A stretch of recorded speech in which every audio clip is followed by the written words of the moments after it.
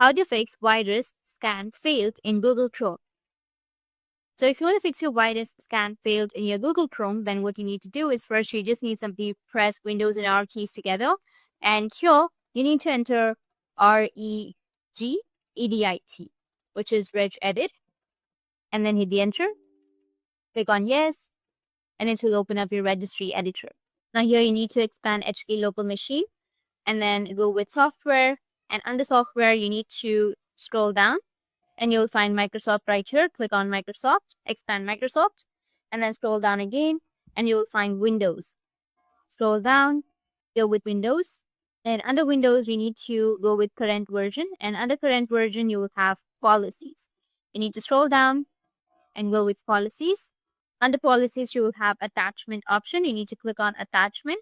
Once you click on attachment here on the right side, you need to go with scan with antivirus. Once you find that option, you need to click twice or double click on it to modify and then change the value from 3 to 1. After that, go with apply and OK and done. And your issue might be fixed. But make sure that you've restarted your computer. Once you've restarted your computer, your problem will be fixed. That's it. And if you have any questions, feel free to comment below.